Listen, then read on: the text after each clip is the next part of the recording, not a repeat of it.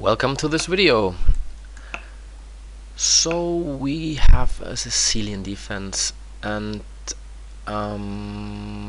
let's try something else here. I mean, if he fianchettos his bishop, I try now just to develop my pieces to normal squares. D5 might be an idea, but then I just close the position here with E5, and I think the black squares will be very vulnerable for him. So I just develop slowly here with bishop E2, castle, and here what I talked about, I think E5 is good. So he can put some pressure later on D4 by playing the knight here to F5. But I think I can just play G4 maybe, even in this position here. I'm not afraid of him to attack me here. I think I just play G4.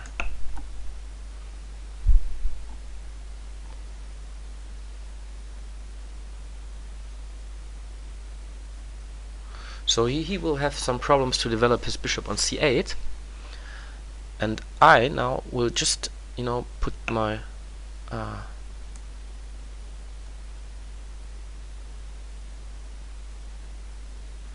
okay, should I provoke him to play H6? So bishop E3 or bishop G5?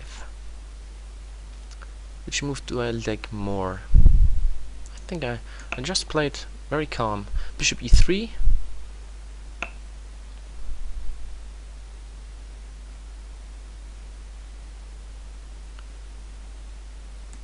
And queen D2. He can try to gain some space here with B4.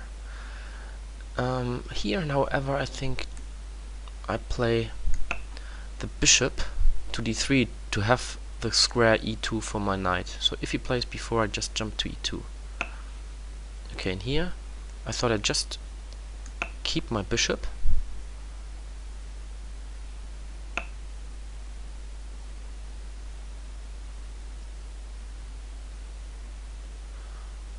And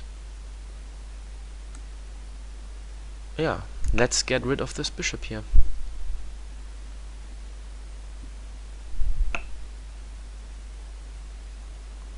So at least the bishop is on a worse square. So now let's go back to G5, and I have the option to play a bishop to F6 later. Not now, but in the near future.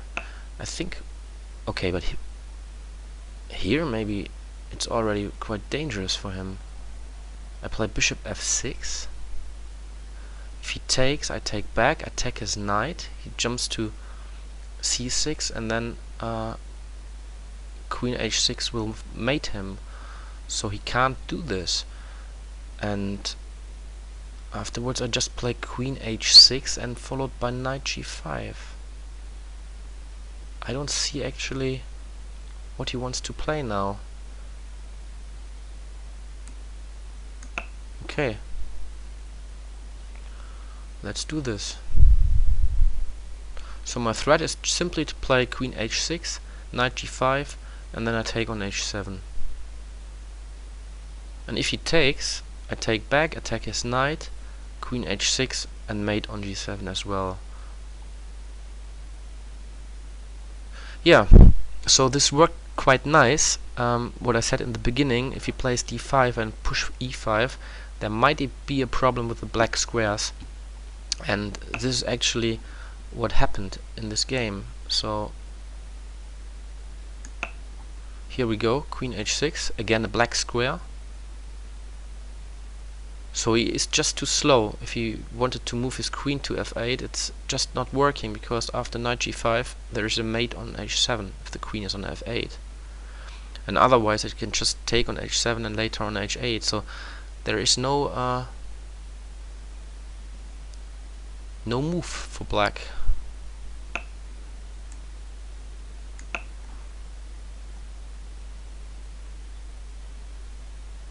So now it's h7.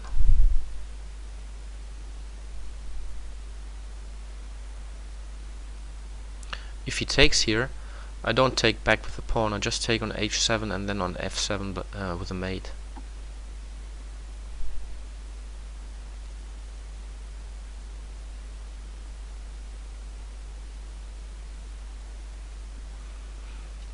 Yes, and you can also see that with all the white the pawns on the white squares, he just locked in his bishop here.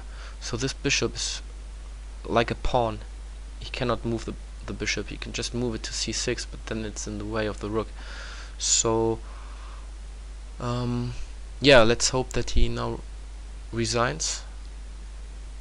Maybe I just pause for a second. Okay, finally he moved bishop to f6. So now we just mate him on f7.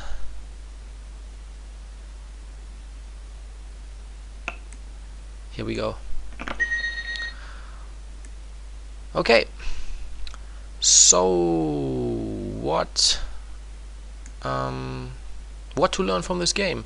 I think if you fianchetto your bishop, like Black did in this game, it's often very important that you keep control of the dark squares. And if you play e6 and g6 at the same time, the squares f6 and h6 become very, very weak, because they are only protected by this bishop here.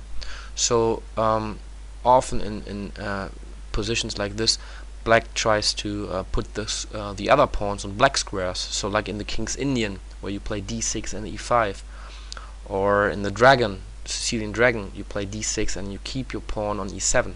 So you keep control about the black squares. Yeah, this didn't work that good for Black in this game.